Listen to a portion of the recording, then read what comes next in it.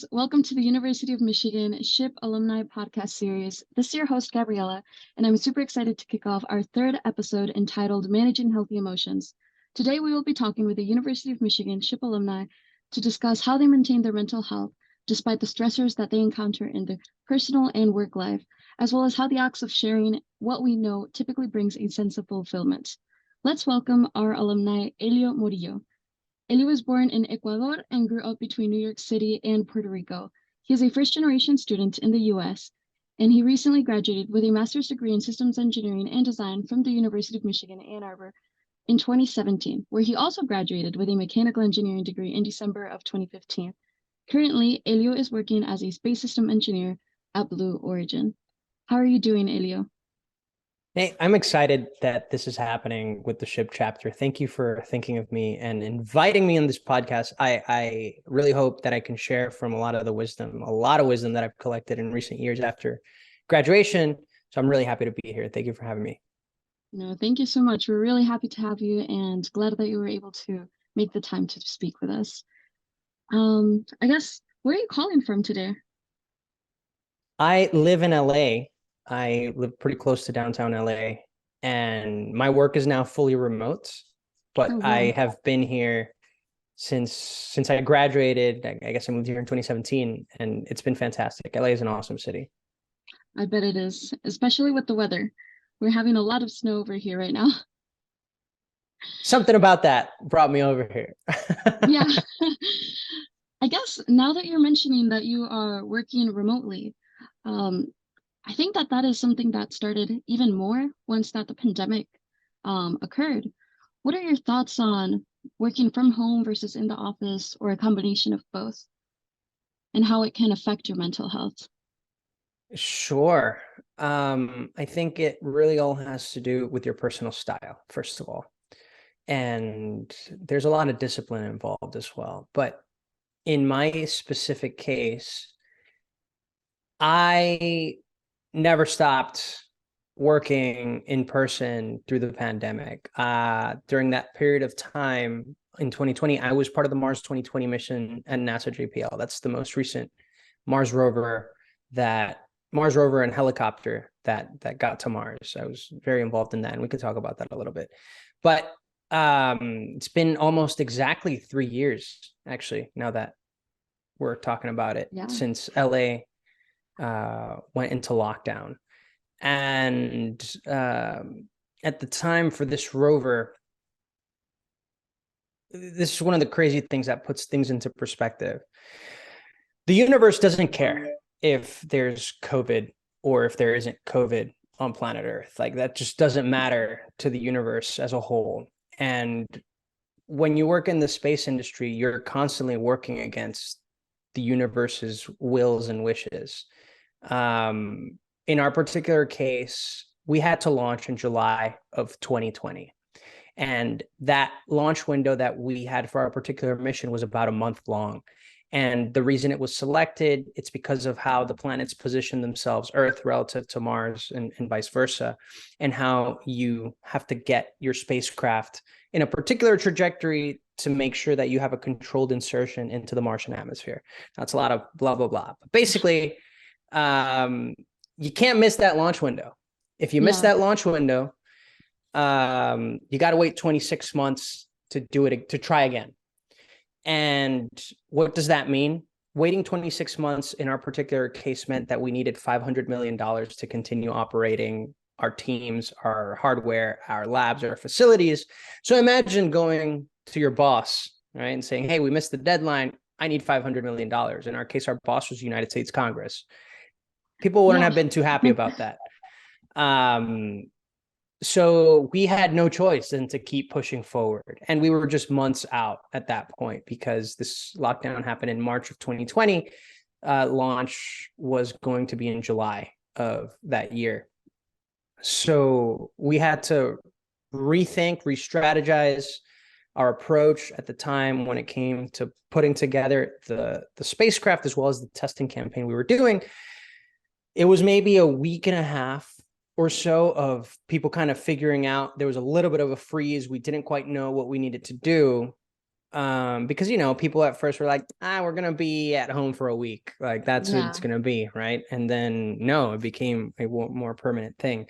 So we adjusted pretty quickly. We recognized what was about to happen. And the team's willpower is incredible. I am so honored to have been part of that team and how we figured things out very quickly and we made it to the launch. Then through that's not just the defining factor in our case. After the launch, then there's the 8-month trajectory to Mars. This thing is still going. And then after that, it's your surface operations once the thing got to Mars. So it was a year and some of, through the middle of the pandemic, through the worst of it, we're still going. I was hybrid. I was mission essential. So I was going in and out of the lab the entire time. I worked with hardware and worked with a bunch of tests. So I was always between the house and between the lab. I never really had an opportunity to slow down and stop and think and reflect. I think a lot of people had a really, it was a difficult time period, but overall, I think there was some kind of, let's call it, there was some kind of awakening, right, that happened during the pandemic. And I think, correct me if I'm wrong here, for example, in your case, you were a student. Were you a student in the middle of this at university? Yes. So not at the university. I was a student in high school, dual enrolled at a community college. Yeah. Okay. I can't imagine what that would have been like as a student, right? Like I have so much respect for the generation of students currently in school that went through that remote learning, because I saw it through some of my family members and some friends, and I just can't imagine having to do school remotely. So I think depending on the context, it may or may not work for people.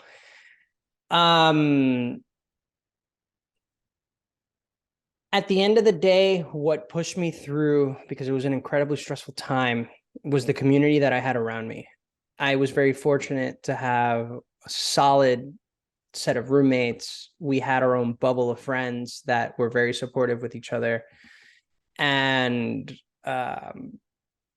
we were able to be very present for each other's struggles, because all of us were not from LA.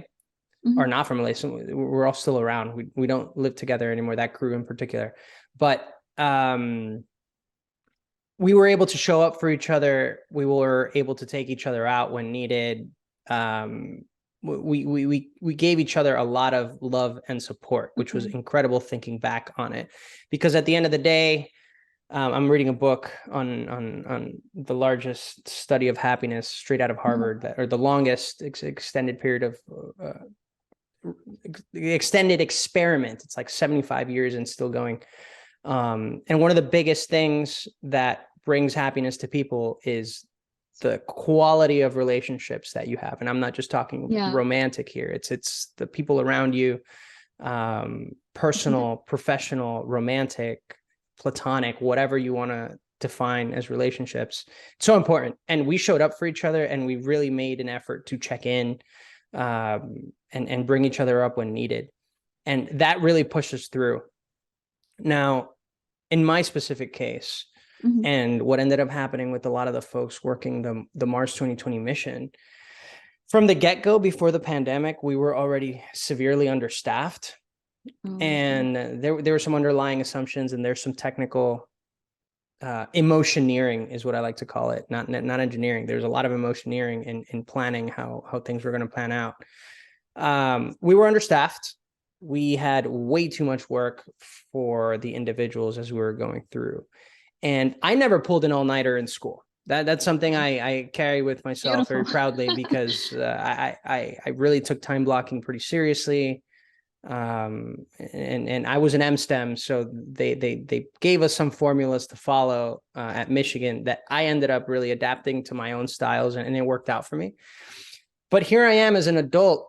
For the first time in my life, I ended up pulling it was like a 36-hour shift. I'm not proud of that by any means. Yeah. And it's something that was preventable. And I admittedly still am working through this, but there's a degree of resentment with managers that allowed that to happen. Things got pretty intense because, again, we had to meet the mission. This thing was launched on its way to Mars. It has to get through the atmosphere. We have to start operating it. A lot of things had to happen in the pandemic. So I was really buried in work. And then I definitely burned out. I'm still recovering. It's not a good place to be in. And something I tell students and professionals alike is like, you really got to prevent getting in this spot, because once you're in it, it is absolutely the most difficult thing to climb out of. In my specific case, my burnout developed into depression, and this is a very recent thing. So I'm working through. This is why I was telling you, once we're going to start talking about this, I'm going to get very real with you. Yeah. I don't like to call it, and this I recently learned from one of my biggest, one of the people I most admire in the world, Simon Sinek, who for the greater part of the decade since I was in school, if you haven't checked out his TED Talk on Start With Why, I highly recommend it. It's a pretty good TED Talk. Then he has a whole book on the topic. Similarly, he has another book called Leaders Eat Last. The whole thing is fantastic and very appropriate for SHPE leaders and members. I'll be linking it in the description. Highly recommend these books. They're not too long. They're very insightful. Get to the point. He's great, and his talks are fantastic. And recently, I heard him on a podcast, The Diary of a CEO, where he comes on, and he starts talking about a lot of the things that I'm going through. And it's interesting because in a way I've been emulating a little bit of his path in the public outreach and public speaking engagements that I do, and the things outside of my normal workday. And he's struggling with things like loneliness. And I have some thoughts about that. He's struggling with relationships. He's struggling in his work-life balance. And it's incredibly humbling, I think, for someone like him. And for me, it was incredible to hear that someone that I look up to is truly human and is going through it as well. One of the points he makes that I really, really resonated with is that when we talk about the topics of mental health, I think there's a really powerful reframing that we should start doing. I think the 2020, 2021 brought a lot of awareness, right? And has kind of brought down the stigma of talking about these topics. But mental health as a term is incredibly binary, right? It's either you're healthy or you're not. Or you're not. There's not too much of a gray area. Yeah. So and that's not real. That's not how our days today go. It's like you have good days, you have bad days, you have your feelings, your emotions for whatever reason. A more appropriate term that I really liked was mental fitness, right? Just like in physical fitness, you're going to have your good days, you're going to have your bad days. It's something that you constantly exercise. You're not just one day I wake up great and that's it. That's not how it goes. And it's similar with going to the gym and having movement. It's, it takes time to build up those muscles, and a lot of tearing down has to happen so that stronger muscles come in its place. So I thought that was a fantastic analogy because it's way more accurate with at least with my experience. Yeah. But kind of going back to this, right? It's my period of awakening is happening kind of like right now. I delayed it over the years because I was so engulfed in work, which basically I let go of a lot of things that bring joy to my life. And I'm being very conscious of that moving forward. In my particular case, don't get me wrong, I enjoy the work I do. But because of the crazy amount of hours, and we can talk about Mars time and how brutal that was too. I let go of things like surfing, dancing. I wasn't as attentive to my friendships. My love life took an incredible toll. Most recently, I think my current awakening is triggered because I had probably the most devastating heartbreak I've had in my life. And working through that has been very insightful for a variety of reasons. But these are all very human things, and the ups and downs happen. And this idea that my mental health is just going to be okay one day is not true. Instead, I have to really approach it day to day. What can I do to keep that mental fitness going? And that means a variety of different things for different people. There's a bunch of tools to tap into for that, like therapy, like going outside, getting the sun. There's like the basic things that we should be doing as human beings, like eating appropriately, whatever that means to people, getting sun, getting your vitamins. I think there's an incredible importance into physical fitness that I took for granted, especially as a student. And I've learned as an adult how much that matters and how you need to make time for, because our bodies are made to move. And as engineers in particular, we are extremely stagnant and static, and it leads to a lot of problems down the line. So I'm making way more of an effort than I ever have in the past. Practicing some degree of spirituality, whatever that means to people, is incredibly important, and you cannot neglect that, because it's a practice that forces you to look inward, and having the check-ins and the insight of yourself and your self-awareness is the biggest act of self-love that you can do. All of these different things are just different tools that you have to somehow, as much as you dedicate your time to your technical development and your academia and whatever your passion is, don't neglect yourself. Yeah. It will catch up with you, right? And I think being in a podcast and an episode like this for me is incredibly important, because oftentimes I'm invited to podcasts to talk about my achievements. And I've been making more of an effort of like, hey, don't think that this is all I encompass. It's like, I struggle, I am learning, and I am passing on this wisdom as best as I can. Because it's so important for people to not just romanticize what comes with engineering, which is beautiful. We have some of the best careers from a sense of you get to be creative, you get to solve really hard problems, you get to work with people, you get to impact the world in very tangible ways. But it doesn't come easy. There's a lot of ups and downs that come through that. And just yesterday, actually, I was in an interview, because I'm in the middle of releasing my book, which I have to tell you, just share the link. Had the opportunity of writing a memoir with HarperCollins, and it's called The Boy Who Reached for the Stars. It's going to come out in English and Spanish. And to that point, when we were going through the questions, they were all very achievement oriented. And at the end of the interview, they asked me like, hey, is there anything you want to talk about? And I'm like, hey, listen, like, because the person in particular had only finished about 70% of the book. So I was like, hey, like, I think a really important aspect of my book and in the exercise of writing the book was the reflection of my struggles, and how a lot of it,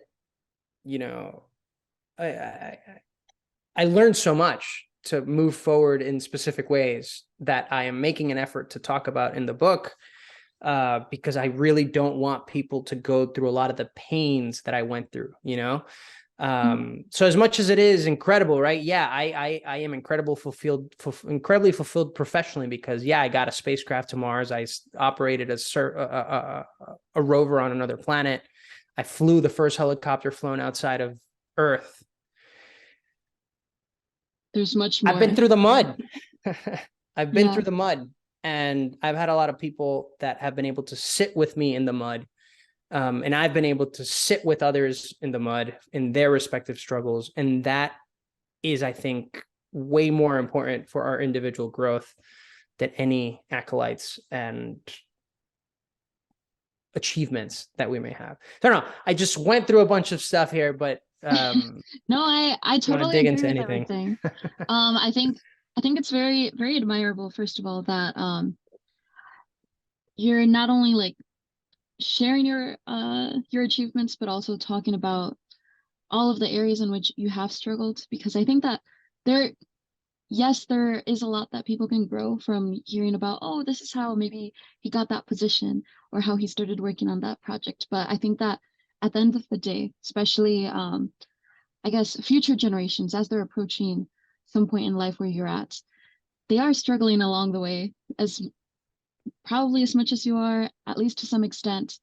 And I personally think, at least based on how I struggled in my first year in college, compassion has a huge impact on people's performance. And I think it can not only magnify their motivation to continue based on seeing someone else that has struggled, but it can also kind of show like, hey, they were like really in the lows, and right now they're up here. So I think that if I'm in the lows right now, there is still some hope for reaching that high. And like you said, inevitably, there are going to be lows multiple times throughout the life. I think that something I know you mentioned, I think you saw a book or the TED Talk. I recently was taking a Ross class, and it was about positively managing people in organizations, and it all goes back to don't abandon yourself. You're a human being, and I think that positive emotions are very, very important. I think there's actually, I believe it's a 3-to-1 ratio where it's like for every negative emotion you experience, you need 3 times the positive emotions in order to actually make up for that. And it's all about being a whole individual. Um, so I totally agree with everything you mentioned. I want to talk about that. Because one of the biggest contributors to my burnout, this is very fascinating. I'm curious where this 3-to-1 comes from and if there's any scientific backing to it. There is. I'd love to learn more about that. I would have to open my class notes. I'm not going to lie, but I'm gonna give you homework. But yes, but it's but basically it was about. I mean, the class. This was a separate Ross class.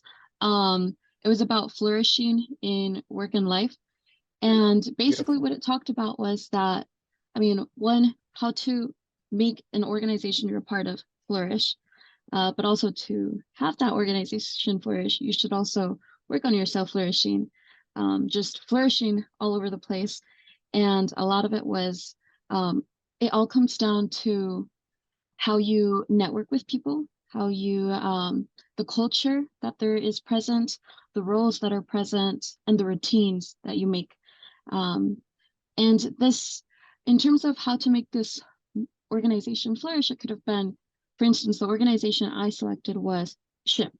But there were certain people that were saying the Michigan Lead Scholars program, or maybe it was just themselves.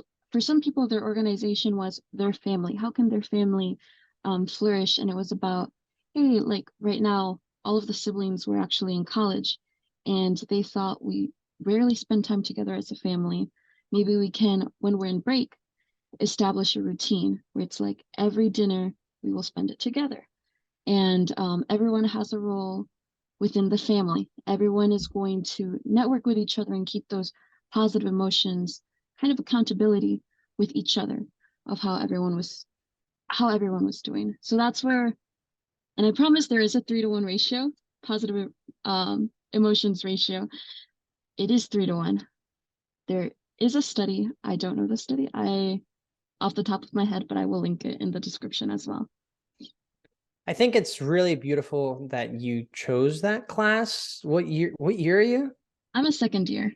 Yeah. My goodness. Okay. So that's amazing. I truly admire you for looking into such a class so early on. It is, I will say that the stuff you learn, especially in these leadership courses and leadership trainings, especially if you're in SHPE, it's going to come with a lot of practice as you move forward here in your leadership journey in SHPE or outside, whatever it is that means for you. So it's cool that you have this awareness, and moving forward, it'll shape up as it needs to shape up for you. It's so true. A lot of this stuff is incredibly true. One of the leading factors for me, like what contributed to my burnout last year, particularly, I was a manager before I left JPL. And I took a very protector role with my team for a variety of reasons. And first of all, it was an incredible honor of a lifetime. I actually managed a team that was all women, and then there was me, which is very rare. And I did not take that for granted. So part of that was me being conscious of how other external people would approach their work and approach them. I was hypersensitive to the experience of women in my team, because in other teams that I had been a part of, I had experienced, I had seen as an observer, just like the verbal bashing or the mistrust. I witnessed sexual harassment, not directly, but I witnessed that. And for a very long period of time, and this is kind of like it's an interesting thing. It's both a blessing and a curse. I am highly empathetic. And what ended up happening in a lot of my teams is that I kind of became the emotional dump for a lot of people. And what ended up happening in particular with a lot of these struggles that I'm talking about, specifically with the women on the team, a lot of the women on the team felt safe with me. So they would tell me about everything that was going on and how they were talking to the different managers and the experiences they were having with a particular individual. And the best I could do for them was just kind of empower them to speak up, right? I couldn't necessarily do much of that for them. But it was a lot to handle. And be draining. It was incredibly draining to be, at the end of the day, the emotional dump for a lot of people. And then after that, again, I became kind of a protector for my team, which was amazing. They're all incredible engineers, and they have contributed so much to the Mars 2020 mission.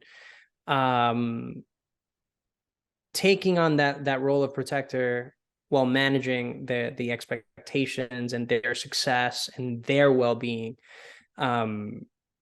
it definitely drained me. It drained me. I think what I've learned from those experiences is you need to hold space for people, but also at some point there needs to be some kind of boundary to be set. And this isn't black and white. Is the big challenge, is that you have to take things within context and case by case. It's not like I'm about to block myself off and never talk to people again about their problems. Right. But being more methodical about, if someone's going to talk to me about their problems, number one, listen effectively. But in the professional context, I am more conscious now of like, can things be actionable? Because I can't hold on to someone's issues just to hold on to them in a professional setting. Like that just does not make any sense for a variety of reasons, my personal opinion. But if there's something actionable that I can help them in some way or form, then I want to pay more attention. But I am definitely more conscious of receiving all of those emotions in a professional context, because it is overbearing. It will lead to I don't have a better word right now, but it is a distraction from whatever it is I have to do. It pushes away from myself flourishing that you were talking about. It is growth, though. I think one of the beautiful things that in a lot of these periods of transitions and your lows, these are periods of growth that are blessings in disguise at the end of the day. I'm becoming a better leader. I'm becoming a better manager through all of it. So, yeah, I'm in agreement basically with a lot of the stuff you said, that, hey, focus on these routines, don't let go of them, learn to set boundaries that are important to you. And I'm not saying cut off people, because there's this awful messaging going around in social media. It's one of those things that I do not like about Insta therapy and TikTok therapy. That people are defining boundaries as cutoffs, as cutting people Ghosting. out. And those are not the same thing. And obviously it all depends on context. But again, going back to what I was talking about, the things that bring you happiness, is developing relationships, right? So there's a lot to unpack in what I just said, but I think being mindful of these professional boundaries and professional relationships is just going to lead you to growth. And in a way, if you reframe it kind of how I'm talking about it, it is at the end of the day self-help. It helps you grow, right? And that's something difficult to do, but I'm personally working through it. But yeah, I agree with it's so cool that you took this class and they talked about this. No, it was a business class, but it was surprisingly quite philosophical, which I That's really cool. loved. I mean, it's very applicable to, I guess, just everyday life, in my opinion. And I actually have a quick question for you. Yeah. So um, you mentioned how more recently, or like right now, is when you're kind of entering this phase of realization that, hey, you kind of like abandoned yourself slightly, because of work, Yeah. because of a lot of stressors. How did you manage, so between the all-nighter, the Mars, the whole project that you were working on, being manager, and receiving all of this information from like a lot of the women in your team? How did you manage all of that? Um, and during the time, I guess. Yeah. Yeah, I think it's a great question. I don't know if I managed it well, to be Okay. completely honest. I think at some point I was overwhelmed and I wasn't checking in with myself. It's Mm, something that I'm actively practicing now every Sunday. So actually after this, okay. um, actively checking in on not just the technical tasks, because your to-do list is your to-do list. You manage that as you need to manage that.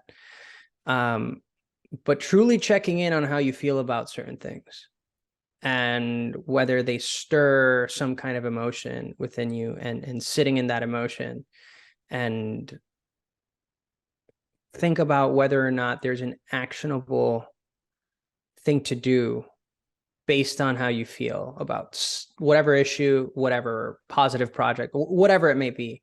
Having those periods of reflection is incredibly important. And I think I was not doing that for a long time. I was definitely running in survival mode. I Yeah. think for many of us in the Latinx community, there's an inherent pressure to achieve, right? For whatever reason, we come from, whatever background, socioeconomic background. In my case, I grew up low income, single mother household. There was an underlying pressure to just always achieve in some way or form, and to constantly have to prove myself that I am worth whatever. So what that meant for me for a very long time is just kind of keep pushing forward all the time, keep doing things, keep meeting the deadlines, keep excelling in my tasks, and just go, go, go, go, go, go, go. There's a lot of work to be done, well, that I'm working through at least. I had people that told me, hey, you need to slow down. I had to take it a little bit easier, like learn to say no more often, which I think I've been pretty good at for several years. But at a lot of what I didn't say no for came at the expense of other things that bring me joy. But I was just constantly on go, go, go, go, go, and in this survival mode. because I don't have anybody to fall back on financially. I don't have, my family lives on the East Coast, so I'm out here just kind of doing my thing professionally, and building my own generational wealth and a lot of the stuff I didn't have. So a lot of learning has come from all of these issues that I'm talking about, and how to manage them is still ongoing, and I'm learning every day better and better. But I think the best strategy that I've adopted, especially recently, is taking time for reflection. In writing my book, I think that's the first time I actually actively did that. Where it was interesting because in the several iterations of the book, the first time I wrote the book from cover to cover, it was matter of fact, such an engineer approach. It was like, this is it. This is what happened. This is when it happened. This is how it happened. Moving on. Until this was very, it was timeline based. And as we iterated through the several versions, there is now in the final version, way more focus on reflection.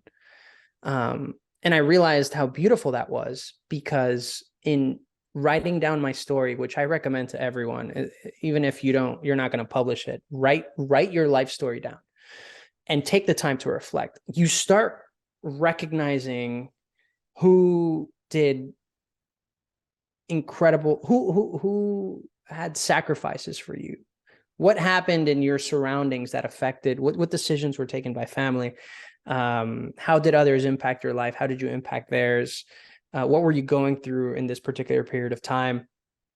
This reflection is so important, taking the time to sit with your thoughts and your feelings, and understand where you're at and why you're there. I think that's the hard thing to ask, is why are you at that moment feeling a certain thing about a particular event, and then working through it as that may seem to you. So I think, yeah, reflection is important. Yeah. Okay. And I'm assuming it makes quite a difference also as how you're going to, once you're done with that reflection, approach the rest of your life, as in, if this is where I'm at because of all of these things, how do you feel and how do you want to feel in the future for the rest of your life? Exactly. Exactly. And so throughout your life, college, now in the work field, have you ever experienced imposter syndrome? I think so. I think that naturally happens, especially in periods of transition. Okay. And I'm gonna be very blunt. Something I've struggled with my whole life, and this is something I've recently unpacked through therapy and through a lot of writing and my own inner work. In my particular specific case, and I think this is what happens with a lot of engineers, and they're not going to admit this. Okay.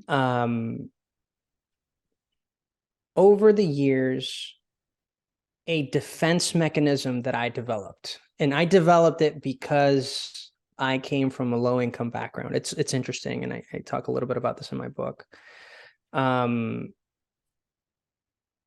carried myself with a lot of arrogance and even put my ego ahead of myself.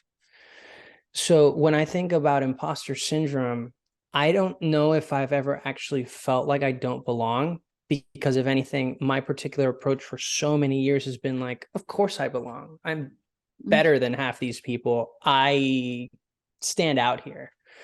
And for me, that developed in my childhood and into high school and even into some of college, because it's the way I thought I could break through the lack of material stuff, right? Like I didn't have a phone for the longest time. I didn't have, when I moved to New York City from Puerto Rico, in Puerto Rico, we had uniforms in school. So like when I showed up to New York, I had 0 sense of style, like in anywhere form. And Yeah. most of the stuff that I owned was from thrift shopping, which is like now cool.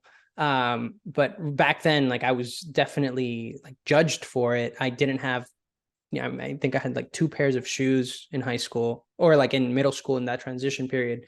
in like just a few pairs, like 2 or 3 pairs of jeans or something like that.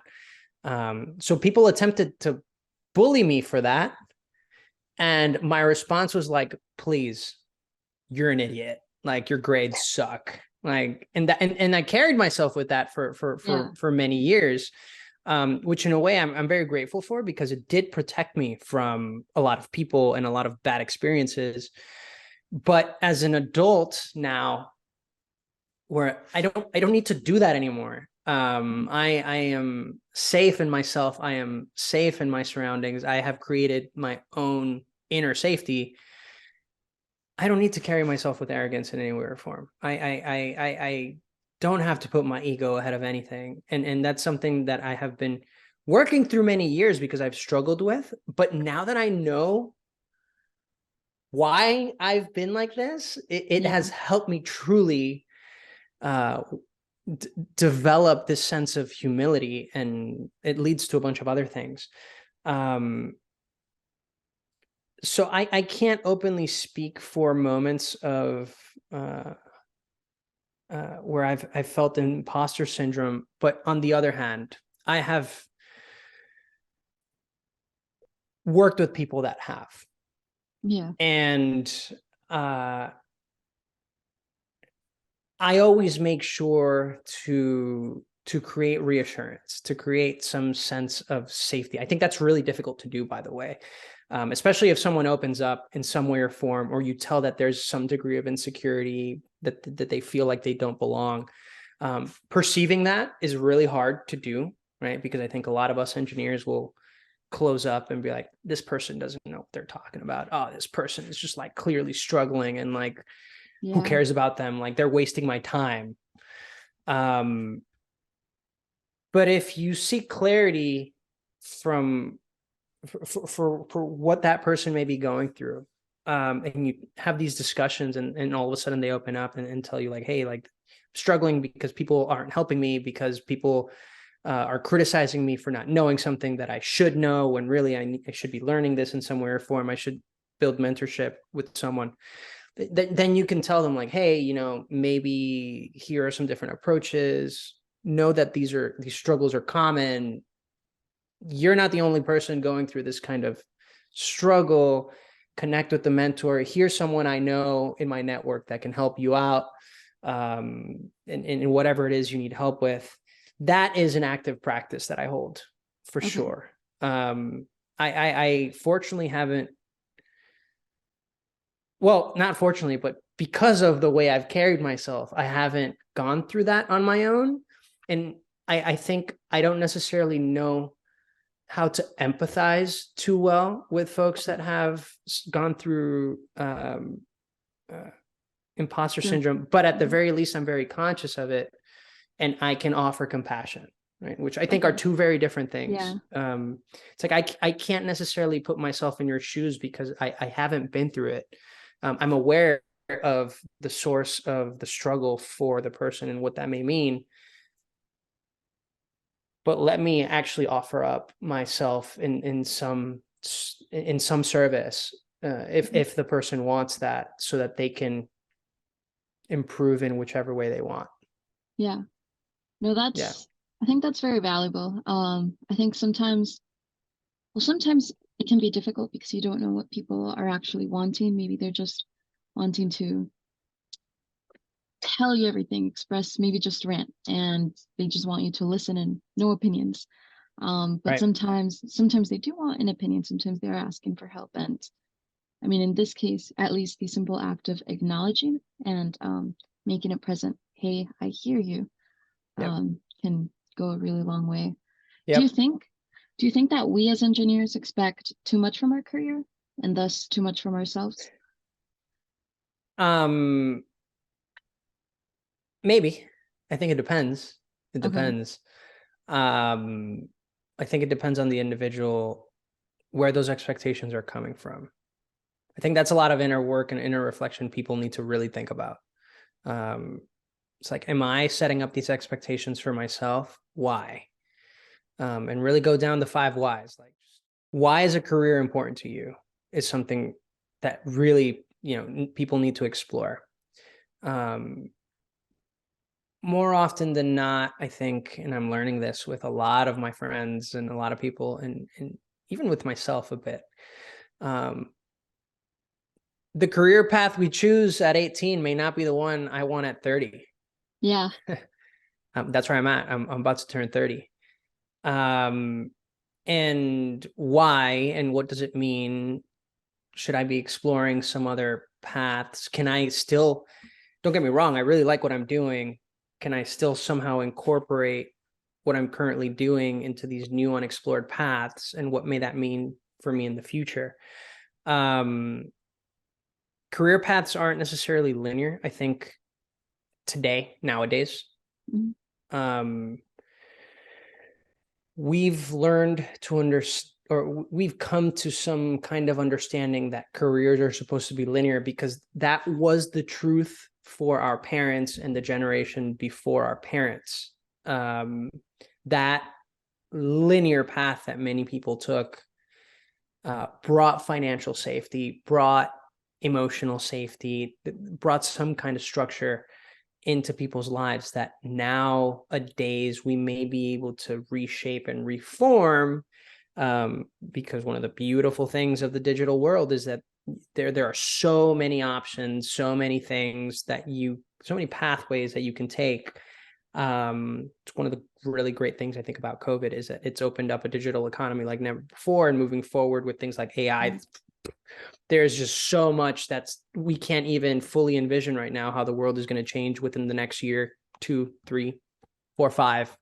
And a lot of people are exploring that. So understanding why a career might be important to you is something that you need to sit down and think about and write about. And it's one of those things, check in again 5 years from then. Check in again, or whatever the period may be for folks, 3 years, 2 years, whatever. Check in constantly and keep asking yourselves that question. Why am I doing what am I doing? Do I love what I'm doing? Is there something else I want to explore? Wait a second, I think there is. And take the time to talk to mentors, find mentors, explore podcasts, books, whatever. That may help you shape up how you move forward.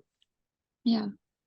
And do you think, so you're most likely more knowledgeable on this, but I think I've commonly heard that, at least in the Hispanic community, at least past generations, maybe your parents or older generations, don't really know how to deal with mental health, or maybe you are suffering from anxiety or depression, a lot of these ups and downs in everyone's just emotional life. And a lot of times the Hispanic community kind of is blind to it, or pushes it off to the side, or like, you're not depressed, like, you're okay, just, I don't know, get some energy. How do you think, what are your perspectives on that? First, clarify, do you agree with that? And then, if so, how would you advise for people to approach those situations? Yeah, it's a very difficult theme to navigate with family and the respective support networks. I think I actually give a workshop on growth mindset in the context of Latinx culture. And so what I was just saying, by the way, previously, before we move into this point, because it just brought a thought. This whole idea of careers, right, especially with us Hispanic folks, there's that saying, right? Or there's that general culture of keeping your head down and just do your job and things will be fine, right? Yeah. These are very cultural, these are beliefs that are really instilled in us from a very young age. And it's in our sayings, right? Like the whole calladito te es más bonito, right? Like these are things we carry ourselves with that mean just like do as you're told. At the end of the day, there's a degree of degree of control that comes from our culture, and breaking away from that is very hard, right? Because our entire lives we've been told certain things like that. You know, keep your head down, when in reality you really need to advocate for yourself and um, and check in with yourself and ask yourself the tough questions that we've been talking about. And along the lines, right, I think mental health and mental fitness has been such a taboo topic because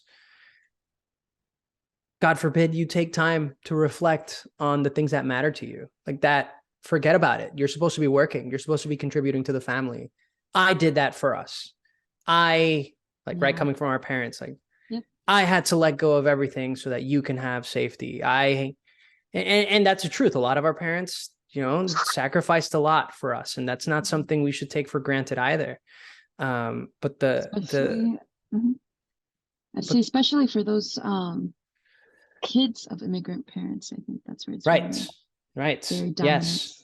Yeah, exactly. Kid of immigrant parents. I am one myself. I am an immigrant myself. Where so much was sacrificed for our own well-being, although that is something that was incredibly selfless of them. At the end of the day, we need to learn how to take the steering wheel for ourselves at some point.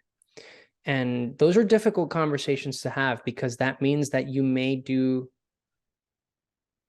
take actions that your family is not going to agree with. And that's very difficult, and some people decide to deal with it. Some people, they may not, because they may be under these tough power dynamics with their family members that don't provide safety for them to navigate their own life. And a lot of that comes from trauma and mental health and mental fitness discussions that need to happen, because our parents weren't necessarily the most aware to those things. I've been fortunate because my mom was a teacher in her career, and she was a counselor, and she has a master's in psychology. So there's some struggles I had to navigate, but these things haven't necessarily been taboo topics in my specific life, but I understand how that may be in other people's lives. They're difficult conversations to have, but they must be had at some point. And I think right now, especially, I'm going through several family members with cancer, not taking for granted these discussions, especially while you have people around. Because I think it's really easy to build resentment with someone for some reason. Obviously, in the context of abuse, where if that's the case with someone, then sometimes it is better to cut off people and just like let things go in some way or form and focus on yourself. But if you have people that you may have struggled with in the past, or mental health hasn't been important for them, mental fitness is just something they don't really think about, and it's affected you in some kind of way, and you want to build the relationship with that family member and keep it strong and strengthen it even, approach those conversations from a perspective of learning and developing understanding, where it's not just for yourself, but truly it's to understand why a person may be the way they are, or why they refuse to approach their mental fitness. They're people love to just hide their shit and not tackle it and not confront it. And having some talks where you approach things with compassion, again, that word compassion is so important, may help them in some way or form. And ultimately that helps you with that relationship. These topics are really hard to bring up. There's no right or wrong, but as long as you bring up these topics of mental health, mental fitness with compassion, I think you'll end up in a better place. I just went through that over the last year with a lot of my family members, again, because I was writing this book and I needed to be factual and look for clarity. I had conversations I don't think I would have had until maybe way later on, without asking and having the tough questions of like, hey, I remember this happening this way. This is how I lived it, but can you tell me more about what led you to this decision, and what went through your mind when you were going through this, like what was going on. And it's been a period of forgiveness between not just myself, but other family members as well, that I forced the conversation on them, because I was just like, hey, I need to know about this for my book. I can't just be writing some lies in here. And that was beautiful. But they were very tough conversations to have. And not all the details are going to be in the book, but very powerful moments that I've experienced over the last year that I think can only happen through conversation, with approaching those conversations with compassion. I see what you're saying. No, I definitely do agree in that. Talking with people, it's the only way to actually get clarity, and it certainly can be hard, difficult if you and that person are people that kind of like crash a little bit, based on different perspectives or just backgrounds. So I think it's definitely requires a little bit of bravery sometimes, but it can come a long way. Courage is not an easy thing, for sure. And I was going to ask, I guess, so you have your books and you do you've been in podcasts. What are some other ways in which you look at sharing what you typically know with other people? And what drives that sharing? Why? Is it to educate, or? No, this is a great question. So I think I all of this started with my active participation in SHPE, and that's the truth. At the time at Michigan, we had some wonderful leaders. So I had some incredible mentors, Paul Arias, Mauro Rodriguez, grad students, Hector, and some other folks, my peers as well, Dr. M. From the beginning, from the get-go, it was always about leaving the world in a better place than you found it.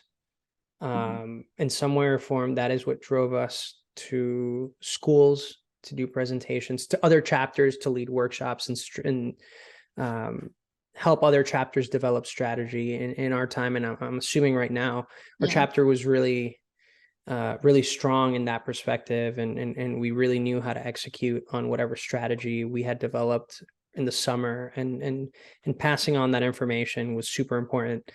And this idea of extending a hand was just instilled in me from the get-go, because I like to think of the barrel monkeys analogy. I think I saw this in a TED Talk at some point. It came back up recently in a topic of conversation, where not only am I, always extending upwards and looking for help and guidance and mentorship, but while I do that, I'm also trying to reach the other way and pass on the information. And as I'm being raised, raise others with me. It's incredibly fulfilling to do that, because it is a powerful way of leaving the world in a better place than you found it.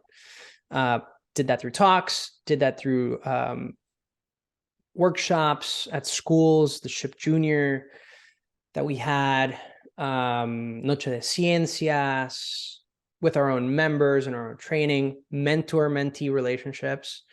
In my case, a lot of those developed to lifelong friendships to this day. Going to convention, doing workshops, like being the one to lead the workshops. NELA was huge. I participated once, and then I was actively involved in the development of the curriculum for like 8 years.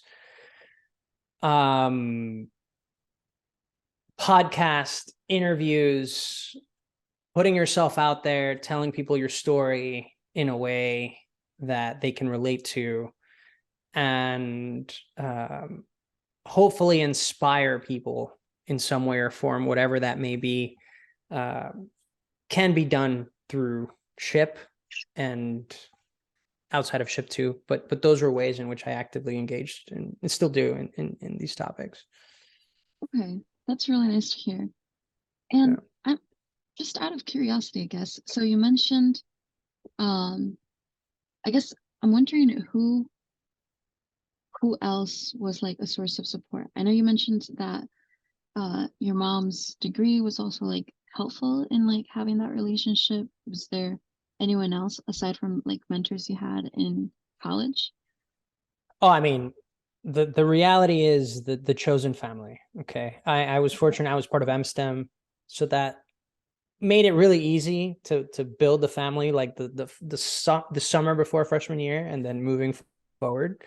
Were you by any chance in MSTEM or know about it? M No, Engine I have now? no knowledge about it. Okay. Um, wait, they're still around, right? Like, have you heard of them? I They- I mean they probably still are around and I Vaguely? just haven't like Okay. paid much attention. Okay. Because well, MSTEM back in our time, MSTEM directly fed people into SHPE, into NESB.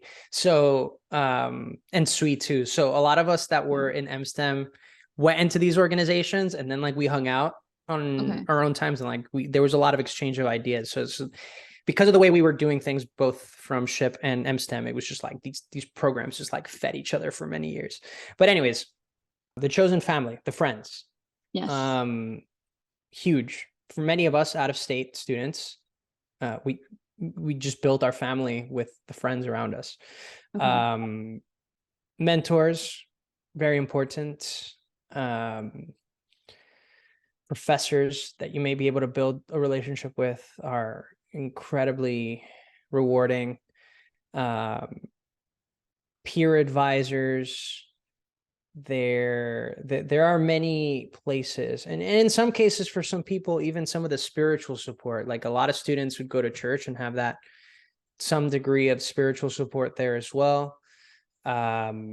There are various places to seek out wisdom. That's truly what this is all about. It's like you have multiple sources of wisdom. Some people will call it your round table, um, whatever structure you want to name it. But it's about having the mentors, the advocates, the peers that you can surround yourself by. I'm a true believer of going back to our cultural context. Dime con quién andas y te diré quién eres, right? Like, See. tell me who you're with, and I'll tell you who you are. You truly become an average of the people you surround yourself by. Um, and something I'm incredibly grateful for. I like to call myself the dumb one in the group. Okay. Most of my friends have PhDs, MBAs from Harvard. Like these are some incredibly successful, ambitious people, and then here's little me. And I Little cherish these. the I one that works cherish. in space stuff. I cherish these relationships so much because they inspire me every day. Um, you get that wisdom from all these people. You get the inspiration and the push, and oftentimes you get the shoulder to cry on, the ears to vent to, the bouncing board to get ideas, socialized in some way or form. Your family, I haven't mentioned family, in my case, outside of my mom, now more than before, I've leaned into many of them and their experiences. But there are various sources of wisdom is what I'm trying to say. And there is a bit of active work that needs to be done, right? Like these things don't just happen for you. You have to go and find these friends in some way or form, and whatever, you have to go find these mentors. You have to reach out to people.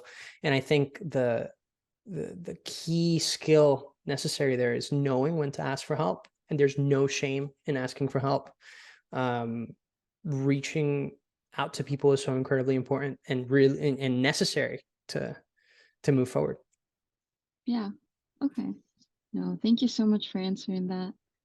I guess you've answered so many of my questions, and at the moment, I can't think of anything else, but I would like to open it up to if there's any other thoughts or advice you'd like to share with any of our watchers. Yeah, I think practicing gratitude is another very important thing that I haven't really talked about all that much. But in those periods of check-ins and reflection, and even daily, I challenge people to do that daily, is to practice gratitude. And even going as far of send people that text like, hey, call them, whatever, communicate with them. Hey, I noticed you did this for me, or I noticed you took this leap of faith. I noticed you opened up about something. Thank you for that. Thank you for bringing me the joy of sharing that with me, and that honor of sharing that space with me. I think these moments are incredibly special, and actively practicing that is not as easy as I'm saying it, but taking the time at the very least to write down 2 or 3 things you're grateful for your day. The next step to that is like then telling the people around you,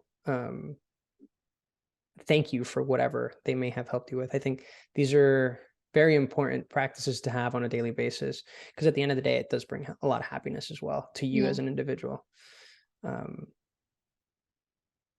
And aside from that, if you haven't done therapy, go find a therapist. It's important.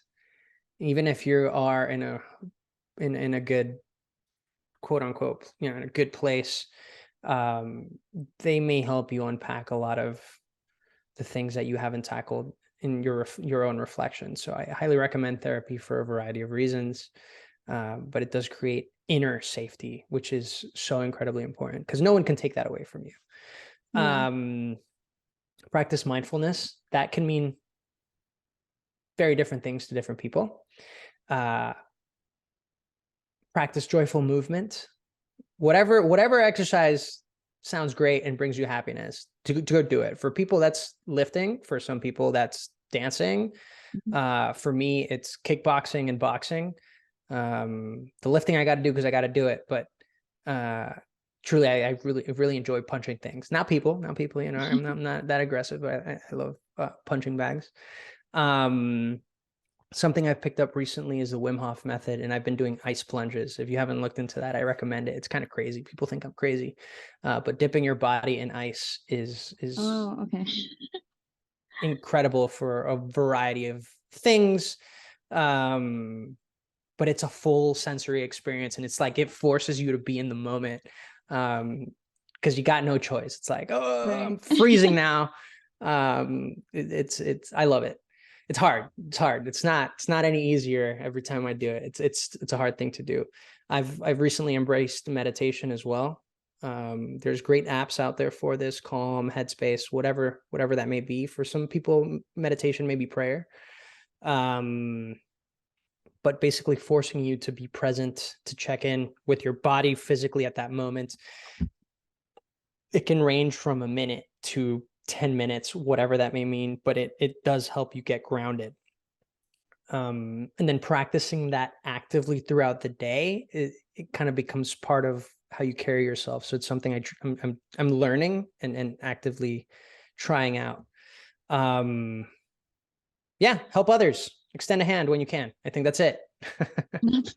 That's wonderful advice. Thank you so much. Really, really beautiful advice. Thank you. Now, if we want to talk about Mars, that's a whole other topic. If we want to talk about spaceships and space systems, maybe for another day. I will have to bring you for a second episode because that's I think it's very fascinating, and I'm personally interested in space. I'm studying computer science and engineering, but I am interested in space, especially with I think everything Blue Origin has been doing, and like the Artemis launches that are going on. I think it's really, really fascinating. They're hiring plenty of flight software engineers right now. So if you haven't already reached out for internships, definitely go and see if there's any recs open, because I know we need them.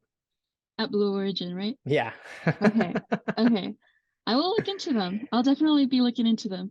Blue Origin was at the conference for Ship National this year. That's right. And I don't know if they're there every year, but I saw them, and it was really nice seeing the whole team there. Got a couple of stickers and nice.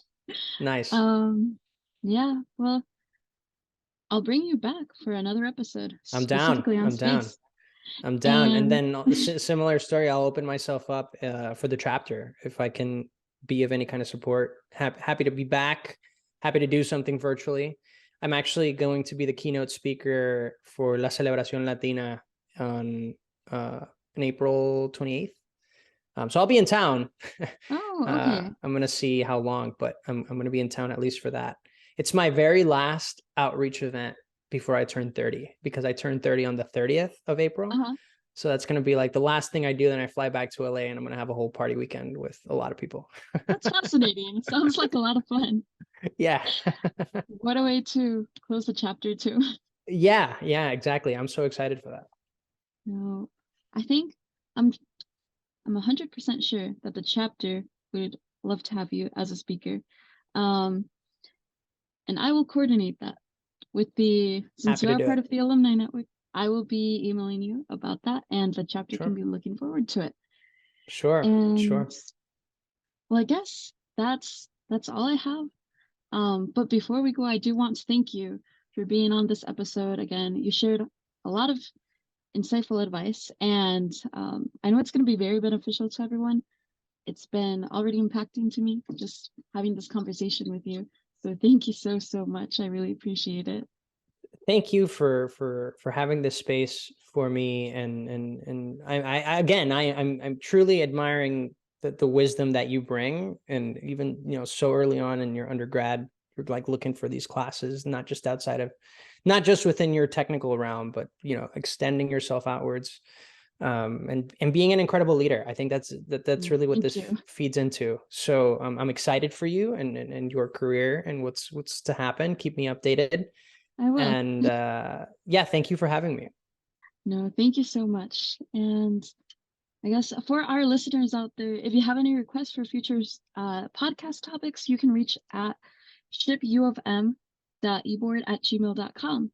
Make sure to stay tuned. Our next episode will be with a inspiring ship tier. So until then, go blue.